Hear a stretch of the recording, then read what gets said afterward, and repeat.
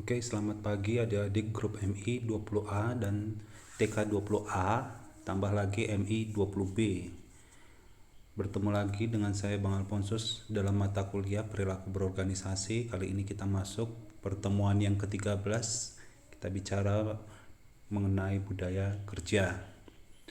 Baiklah adik-adik, kita akan mulai pertemuan ini. Nanti kita akan membahas yang dimaksud dengan budaya organisasi itu seperti apa.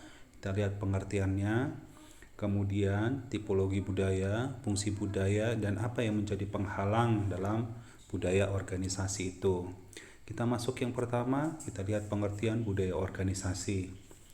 Budaya organisasi itu adalah suatu persepsi bersama yang dianut oleh anggota organisasi.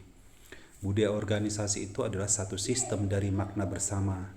Nah, inilah yang kita pahami pengertian budaya organisasi itu, ya. Nah, budaya atau culture. Sekarang kita lihat hakikat dari budaya. Yang pertama, hakikat budaya itu adalah inovasi dan pengambilan risiko. Nah, ini berarti sejauh mana para karyawan didorong untuk dapat inovatif dan seterusnya dalam pengambilan risiko. Nah, yang kedua, hakikat budaya yang kedua, perhatian kerincian. Artinya sejauh mana karyawan diharapkan memperlihatkan presisi, ya, kecermatan, analisis dan perhatian terhadap rincian. Yang ketiga, hakikat budaya itu orientasi hasil. Sejauh mana manajemen pada hasil, bukan teknik atau proses. Jadi penekanannya bukan pada teknik atau prosesnya, tetapi orientasi hasil ini sejauh mana manajemen itu menekankan pada hasil. Yang keempat, hakikat budaya itu adalah orientasi orang. Artinya sejauh mana keputusan manajemen memperhitungkan efek hasil pada orang-orang di dalam organisasi. Itu yang dikatakan orientasi orang. Yang kelima, hakikat budaya itu adalah orientasi tim. Artinya sejauh mana kegiatan kerja di organisasi sekitar tim-tim bukannya individu, ya. Jadi bicara tim bukannya individu, itu orientasi tim. Yang keenam, hakikat budaya itu adalah keagresifan. Sejauh mana orang tersebut agresif dan kompetitif, bukan malah santai, ya. Itu hakikat budaya keagresifan. Yang terakhir, hakikat kebudayaan itu adalah kemantapan. Sejauh mana kegiatan organisasi menekankan dipertahankannya status quo sebagai hal yang kontras dan pertumbuhan. Jadi itu yang dikatakan bertumbuh berarti semakin mantap. Itu hakikat budaya kemantapan. Nah, 7 hakikat kebudayaan ini tadi, yang pertama inovasi dan pengambilan risiko, perhatian kerincian, orientasi hasil, orientasi orang, orientasi tim, keagresifan, dan kemantapan. Selanjutnya kita lihat tipologi budaya. Jeffrey Sonnenfeld mengatakan ada 4 tipologi budaya. Ya, yang pertama kita lihat akademi. Suatu akademi adalah tempat untuk pemanjat ajak steady yang ingin menguasai pekerjaan baru yang diterimanya. Perusahaan ini suka merekrut para lulusan muda universitas, ya. Jadi ini tipologi budaya. Yang ingin menguasai pekerjaan baru yang diterimanya, perusahaan ini suka merekrut para lulusan muda universitas untuk dipekerjakan. Yang kedua, klub. Klub menaruh nilai tinggi pada kecocokan dalam sistem kesetiaan dan pada komitmen. Senioritas merupakan kunci pada klub-klub. Usia dan pengalaman juga diperhitungkan. Ini tipologi budaya klub, ya. Jadi klub itu menaruh nilai tinggi pada kecocokan dalam sistem kesetiaan dan pada komitmen. Senioritas, usia, dan pengalaman juga diperhitungkan. Yang ketiga, tim bisbol. Jeffrey Sonnenfeld mengatakan bahwa tim bisbol memandang bahwa organisasi adalah pelabuhan yang diorientasikan pada wirausaha bagi para pengambil risiko dan inovator. Tim bisbol mencari orang-orang yang berbakat dari segala usia dan pengalaman untuk dipekerjakan, dan setiap hasil kerja akan diberi upah. Inilah tipologi budaya yang dikatakan tim bisbol. Nah, tipologi budaya yang keempat adalah benteng. Tipologi budaya ini lebih berorientasi pada upaya mempertahankan stabilitas keamanan eksistensi organisasi.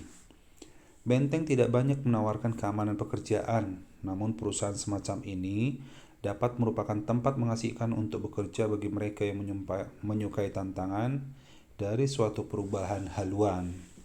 Jadi, tipe benteng ini orientasinya pada upaya mempertahankan stabilitas keamanan eksistensi organisasi. Itulah tipologi budaya benteng. Jadi 4 tipologi budaya tadi: akademi, klub, tim bisbol, dan benteng. Nah, beberapa istilah penting dalam mempelajari budaya organisasi ini kita lihat. Yang pertama, ada nanti kita kenal budaya dominan. Budaya dominan ini mengungkapkan nilai-nilai inti yang dianut bersama oleh mayoritas anggota organisasi. Yang kedua, nilai inti. Nilai inti merupakan nilai primer atau dominan yang diterima baik oleh anggota organisasi.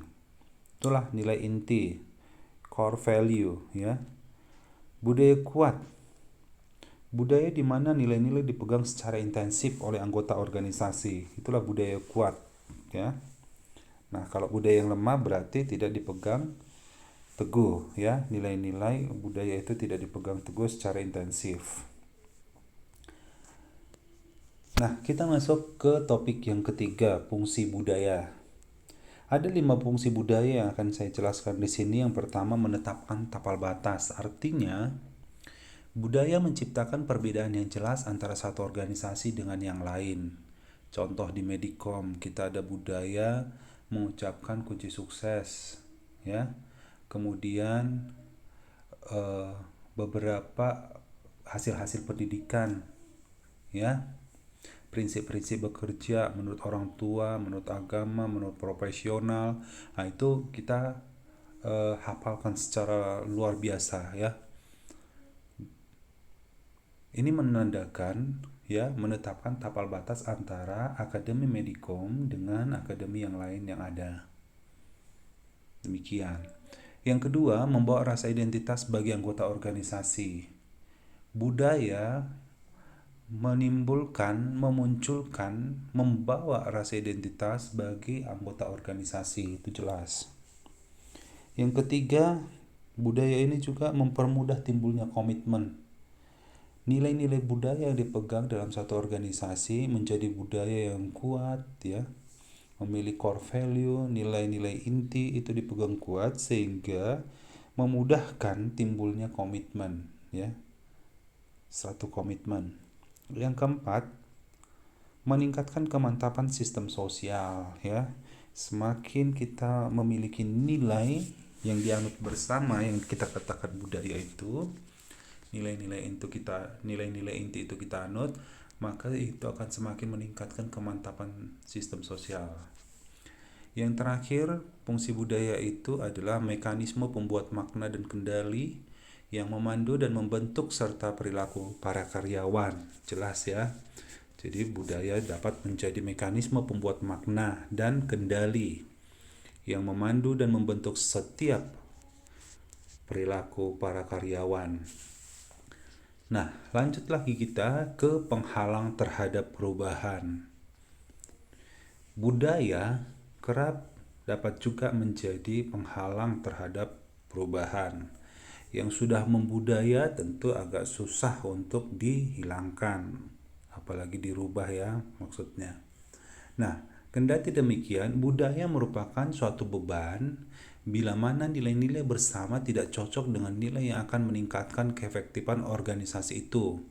Itu sebabnya budaya ini menjadi penghalang terhadap perubahan. Karena apa tadi? Apabila dianggap suatu beban bila mana nilai-nilai bersama tidak cocok dengan nilai yang akan meningkatkan keefektifan organisasi itu. Itu dia ya, paham sampai di sini adik-adik ya. Oke, selanjutnya yang terakhir kita membahas bagaimana menjaga hidupnya suatu budaya supaya tetap lestari. Menjaga hidupnya suatu budaya dapat kita lakukan dengan cara yang pertama, praktik seleksi. Seleksi dapat dilakukan dengan mengidentifikasi dan mempekerjakan individu yang mempunyai pengetahuan keterampilan dan kemampuan untuk melakukan pekerjaan dengan sukses. Nah, itulah praktek seleksi di awal ya. Yang kedua, tindakan manajemen puncak. Nah, tindakan manajemen puncak ini juga memiliki pengaruh besar lewat apa yang mereka katakan dan bagaimana mereka berperilaku.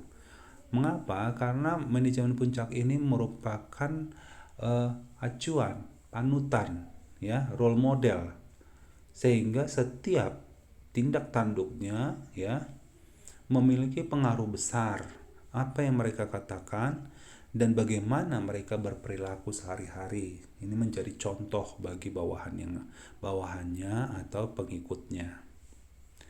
Yang ketiga, menjaga hidupnya suatu budaya dapat dilakukan dengan sosialisasi. Ya, maksudnya adalah sosialisasi ini adalah proses mengadaptasikan para karyawan pada budaya organisasi. Proses mengadaptasikan para karyawan pada budaya organisasi. Nah, selanjutnya kita lihat 3 tahapan sosialisasi ya. Yang pertama tahap pra-kedatangan, yang kedua tahap perjumpaan, dan yang ketiga tahap metamorfosis. Apa bedanya dalam ketiga tahapan ini? Yang pertama kita lihat tahap pra-kedatangan. Tahap pra-kedatangan adalah kurun waktu pembelajaran dalam proses sosialisasi yang terjadi sebelum seorang karyawan baru bergabung dengan organisasi. Jadi, pra-kedatangan ini kata kuncinya adalah waktu pembelajaran sebelum seorang karyawan baru bergabung. Nah, yang kedua, tahap perjumpaan. Tahapan sosialisasi ini adalah tahap dalam mana seorang karyawan baru menyaksikan seperti apa sebenarnya organisasi itu dan menghadapi kemungkinan bahwa harapan dan kenyataan dapat berbeda. Jadi tahap perjumpaan ini kata kuncinya dalam mana seorang karyawan baru menyaksikan ya seperti apa sebenarnya organisasi itu dan menghadapi berbagai kemungkinan bahwa harapan dan kenyataan dapat berbeda. Dia berjumpa langsung berarti ya. Nah, itu dia. Yang ketiga, yang terakhir, tahap sosialisasi itu adalah tahap metamorfosis. Tahap metamorfosis ini adalah tahap dalam proses sosialisasi karyawan baru menyaksikan diri ya, proses sosialisasi karyawan baru menyesuaikan diri pada nilai dan norma kelompok kerja. Jadi kalau sudah pada tahap metamorfosis ini, dia sudah pada proses sosialisasi karyawan baru menyesuaikan diri pada nilai dan norma kelompok kerja. Jadi kata kuncinya sudah sosialisasi dan menyesuaikan diri, ya. Itu tahap metamorfosis. Sampai di sini adik-adik penjelasan dari Abang tentang budaya kerja, ya. Budaya kerja organisasi. Nanti adik-adik silahkan lanjutkan dengan post-test PBO yang ke-13. Ada 3 soal Abang buatkan di situ. Yang pertama, jelaskan cara ringkas 5 fungsi budaya. Tadi sudah dijelaskan ya. Yang kedua, uraikan secara ringkas upaya dalam menjaga hidupnya suatu budaya. Ada tadi ya. Yang ketiga, jelaskan 3 tahapan sosialisasi budaya. Nah, ini juga sudah Abang jelaskan. Bila ada hal-hal yang masih kurang jelas, adik-adik dapat komen di Google Classroom-nya atau japri melalui WhatsApp ke Abang. Abang berharap adik-adik tetap semangat dalam melanjutkan perkuliahan ya. Jangan lupa post-testnya dikerjakan. Sampai di sini pertemuan kita. Sampai jumpa, terima kasih.